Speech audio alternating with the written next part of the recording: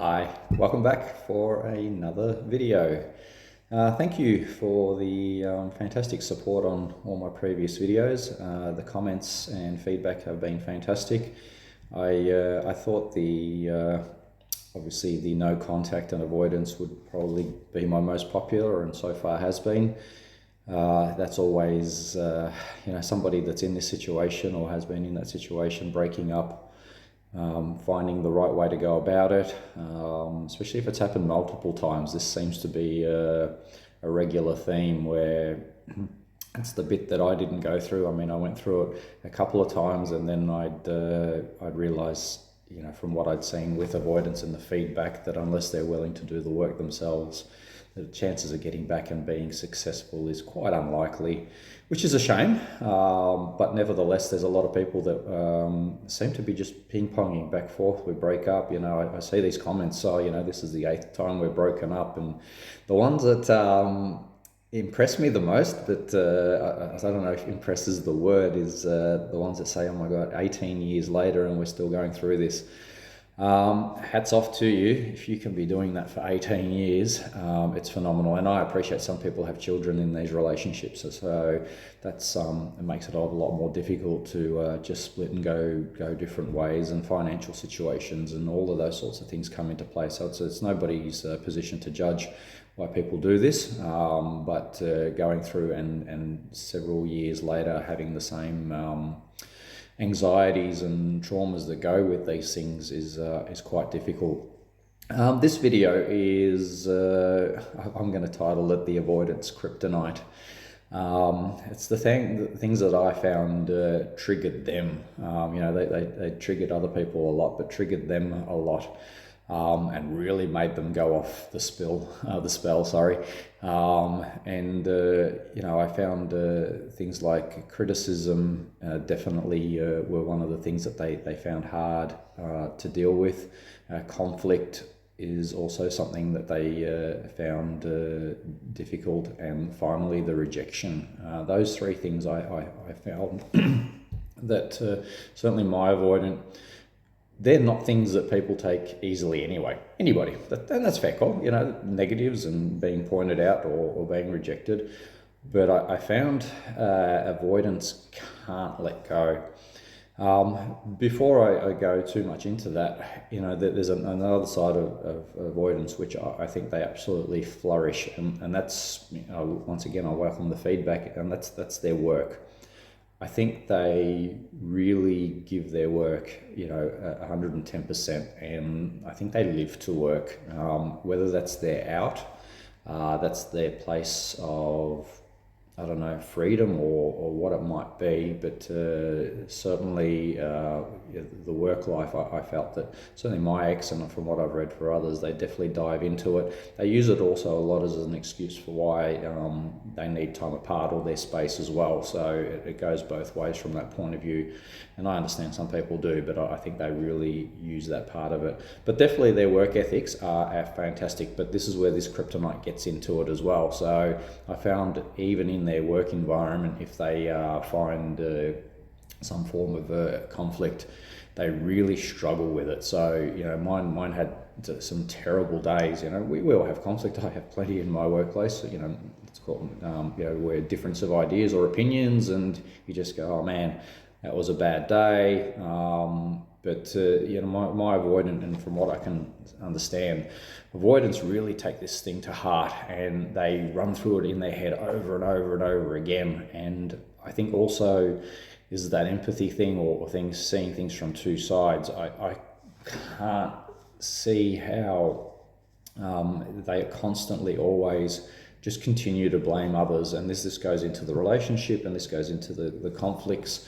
That they never really self-reflect much. And like I said, it's normal to have conflicts and misunderstandings, but in these occasions, like I would maybe get angry for a little while, sometimes carry it for a day. Man, like they could carry it for weeks or months, and realistically, they bring it even up after years and say, you know what, remember that? I haven't forgotten that. and you go, wow, you're really hanging on to stuff that's, sometimes it's trivial, yeah. There are certainly things that in life that you go, that's really affected me in a deep way, but not minor misunderstandings. And the same with rejection. And this can, in a relationship, this is something to keep in mind. They really struggle with rejection.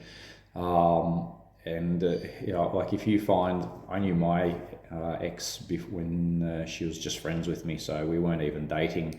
And I remember she was trying to date, and if a guy had rejected her, that affected her so deeply. She didn't know where to go. Her head was spinning. She's going, what? How can somebody reject me? And she'd be just abusing the guy back.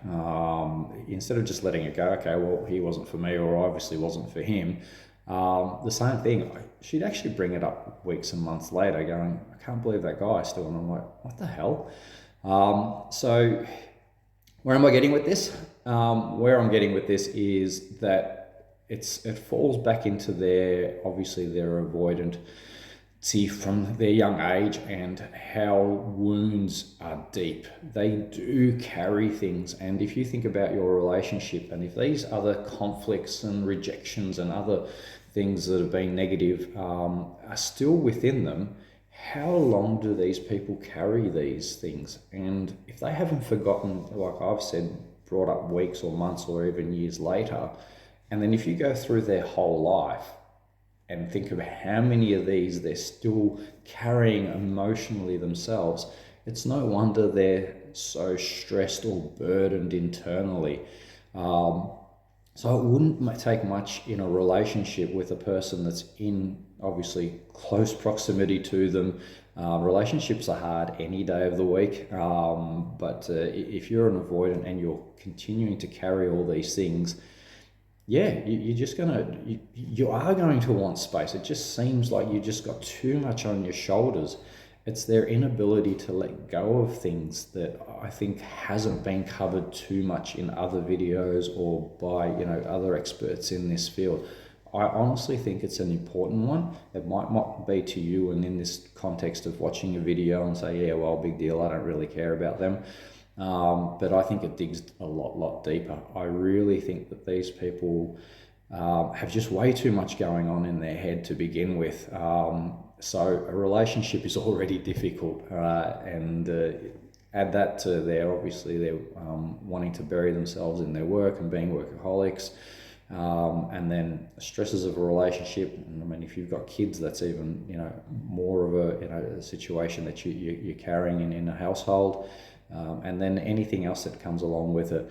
So once again, really looking forward to some of those feedbacks and comments from all of you to see if this does gel. Like I said, it's not a topic that's really been brought up. I haven't sort of clicked onto it much. They come up now and again in other videos, and I just mention them and skip over them as part of things that avoidants do. But I honestly do think that there's a lot more to it, and it's a deep engraved wound that just makes everything that much more difficult. And if they're never going to be in a position to realize it and work on it, the partner or the person trying to be the partner in relationships has really a battle against their hands to try to sort of deal with all this. And then, of course, we sit there wondering, what did I just do? Why did they just flip it? Why do they want to get away from me?